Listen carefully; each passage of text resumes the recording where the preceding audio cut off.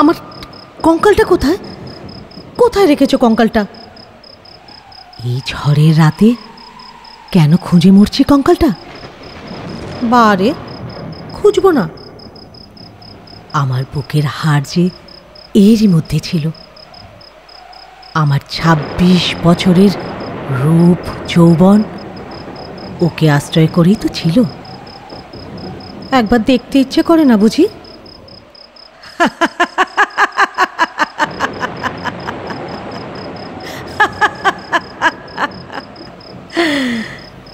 কি ভয় পেয়ে গেলে? একলা আছো বুঝি? ঘুম আসছে না। তবে একটু বসি, একটু গল্প করা যাক, কি বলো? আসলে কি জানো, এখন তোমার সঙ্গে গল্প করতে আমার খুব ইচ্ছে করছে। ৩৫ বছর আগে আমি মানুষের সঙ্গে বসে গল্প করতাম, হাসতাম, আর তারপর ৩৫ বছর আমি কেবল শ্মশানের বাতাসে হু হু শব্দ করে বেরিয়েছি। আজ তাই খুব ইচ্ছে করছে তোমার সঙ্গে বসে গল্প করতে, তোমাকে আমার জীবনের সব কথা জানাতে। কি বললে? আমি কে? আমি বিষকন্যা। হ্যাঁ গো হ্যাঁ, বিষকন্যা। জানো, আমার বিয়ে হয়েছিল যখন ছোট ছিলাম, তোমাদের মতন মানুষ ছিলাম, তখন বর পেয়েছিলাম। বর তো নয়, যেন সাক্ষাৎ যমদূত। আমি তাকে যমের মতন ভয় করতাম। মাছকে বড়শি দিয়ে ধরলে তার যেমন অবস্থা হয়, আমারও সেই ঠিক ওই একই অবস্থা হতো। কিছুতেই তার হাত থেকে রেহাই পাইনি। বিয়ের কমাস পরেই এক অজানা রোগেই তার মৃত্যু হল। আমার সব আশা নিভে গেল। আমার পরম পূজনীয় শ্বশুর মশাই, যিনি আমার হস্তরেখা বিচার করে বলেছিলেন সুলগ্না লক্ষ্মীশ্রী মেয়ে আমি, মা লক্ষ্মী আমার ঘরে এসে ঘর আলো করবে, আর তিনি স্বামীর মৃত্যুর পর শাশুড়িকে বললেন, শাস্ত্রে যাকে বলে বিষকন্যা, এ মেয়েটি তাই। সবার কাছেই আমি তখন বিষকন্যা। আমার রক্তে বিষ, নিঃশ্বাসে বিষ। কি গো মশাই, গল্পের আরম্ভটা কিরকম? বেশ মজার, তাই না? আরে দাঁড়াও, সবই তো শুরু। রাত এখনো অনেক বাকি। বিষকন্যার বিষের কলসিটা তো এখনো উপরই হয়নি।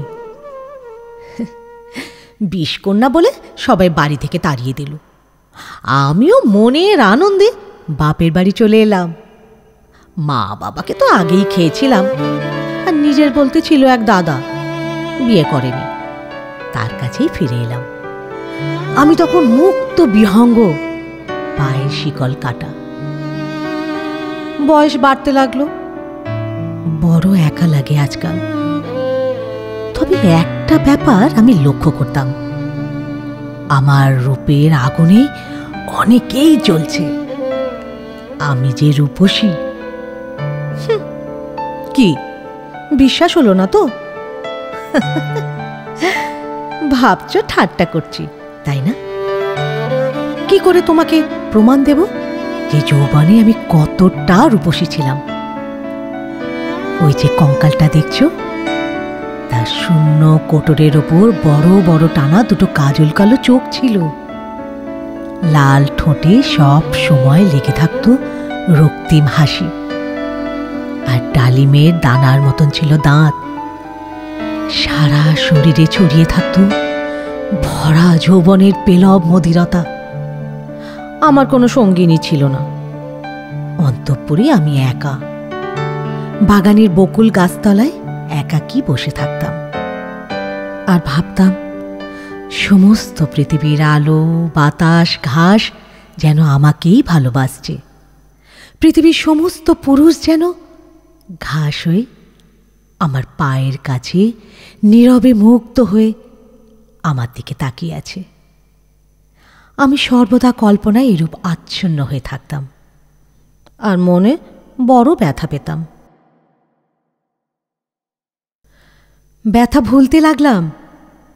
আমার জীবনে এলো শশী শেখর, আমার দাদার বন্ধু, ডাক্তার মানুষ, মেডিকেল কলেজ থেকে পাশ করেছেন। তিনি আমায় কনক চাপা বলে ডাকতেন। আগেও আমি ওকে আড়াল থেকে দেখেছি। তিনি যখন আমাদের বাড়ি ডাক্তার হলেন, ঘন ঘন আসতে লাগলেন আমাদের বাড়ি। তখন মনে হলো সমস্ত পুরুষ জাতি শশী শেখরের মূর্তি ধরে আমার সামনে হাজির হচ্ছে। কি মশাই, হিংসে হচ্ছে? ভাবছ শশী শেখর হলে মন্দ হতো না। আরে আগে মন দিয়ে গল্পটা তো শোনো। একদিন বাদলার দিন, এমন দিনে আমার ভিজতে খুব ভালো লাগতো। আর ভিজতে গিয়েই এলো ধুম জ্বর। ডাক্তারবাবু এলেন, দাদাকে বললেন একবার হাতটা দেখতে হবে। আমি আমার সুডোল হাতখানা তার দিকে বাড়িয়ে দিলাম। জানেন, খুব আফসোস হচ্ছিল। যদি নীল রঙের কাঁচের চুড়িতে হাতখানা সাজাতে পারতাম। এমন লাজুক ডাক্তার এর আগে আমি দেখিনি বাপু। কাঁপা কাঁপা হাতে তিনি আমার নাড়ি দেখলেন, জ্বরের উত্তাপ বুঝলেন। আর আমিও তার অন্তরের নাড়ি কিরূপ চলছে তা বোঝার চেষ্টা করলাম।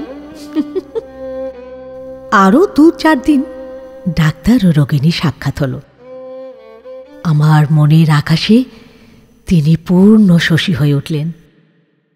আমি সন্ধ্যাবেলায় গোপনে বাসন্তী রঙে শাড়ি পরতাম, খোঁপায় জড়িয়ে নিতাম বেলফুলের মালা। একটি আয়না নিয়ে বাগানে বসতাম। আয়নার দিকে চেয়ে একলা থেকে দুজন হতাম। ডাক্তার হয়ে নিজেকে দেখতাম, মুগ্ধ হতাম, ভালোবাসতাম, আদর করতাম।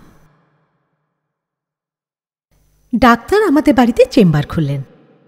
আমি মাঝে মাঝে গল্প করতে যেতাম।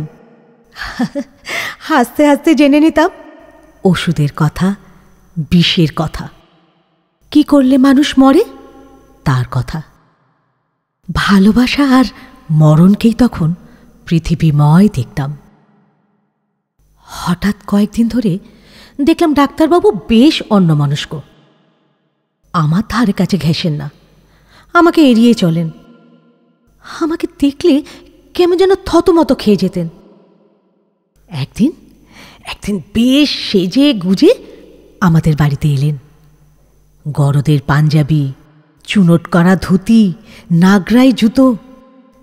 দাদার কাছ থেকে জুড়ি গাড়ি ধার চেয়ে রাখলেন। রাতে নাকি কোথায় যাবেন। এই ব্যাপারখানা কি জানতে দাদাকে জিজ্ঞাসা করলাম। আর দাদা বললেন ও মরতে যাচ্ছে। তারপরেই দাদা খোলসা করে বললেন শশীর আজ বিয়ে, ও বিয়ে করতে যাচ্ছে। নগদ 12,000 টাকা যৌতুক নিয়েছে।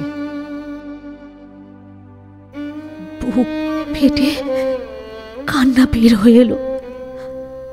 দুগাল বেয়ে নেমে এলো গরম জল। বিয়ের কথা কেন তিনি গোপন করলেন আমাকে? আমাকে এভাবে অপমান করার অর্থ কি? কোন পুরুষের উপর বিশ্বাস রাখবো বলতে পারেন? দুঃখের আগুনে জ্বলে পুড়ে মরতে লাগলাম।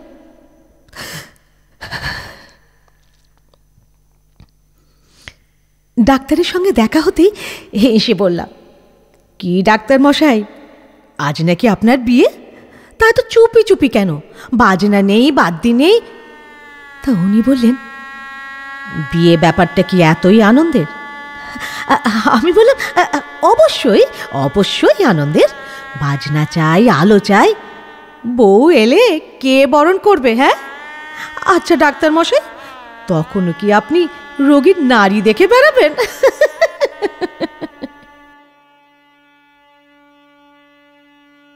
লগ্ন অনেক রাতে। ডাক্তার ছাদে বসে দাদার সঙ্গে মদ খাচ্ছিলেন। দুজনেরই এ অভ্যাস ছিল। আমি গোপনে ডাক্তারখানায় গিয়ে খানিকটা বিষের গুঁড়ো নিয়ে এসেছিলাম।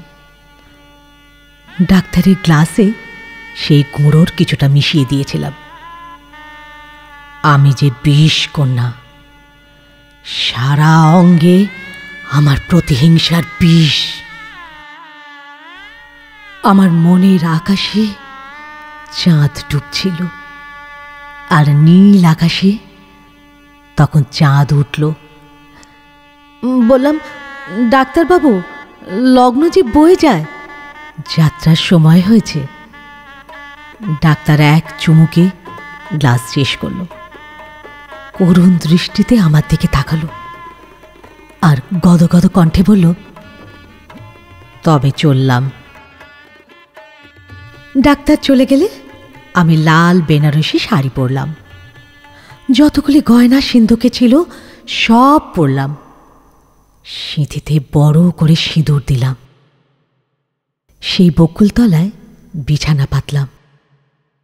বড় সুন্দর রাত, ফুটফুটে জ্যোৎস্না, দক্ষিণা বাতাসে ভেসে আসছে জুঁই আর বেলফুলের গন্ধ। বাকি গুঁড়োটুকু আমি। আকাশ, জ্যোৎস্না, চাঁদ, বাড়ি ঘর সব দূরে সরে যেতে লাগলো। চোখ বুজে আসতে লাগলো। হারিয়ে গেল আমার বিয়ের সাজ, অনন্তকালের বাসর ঘর। ঠোঁটের কোণে হাসি নিয়ে মনে মনে বললাম, মরণ ঋতুহু মম শ্যাম ও সমান। আমিও ভরলাম। নিরুপমাও মরেছে, তবে একাকী, তিলে তিলে মরেছে। আমি আগে মেরেছি, তারপর মরেছি। বিষকন্যার এই কাজ ঠিক হয়েছে কিনা তোমরাই বিচার করো। আমার কথাটি ফুরলো।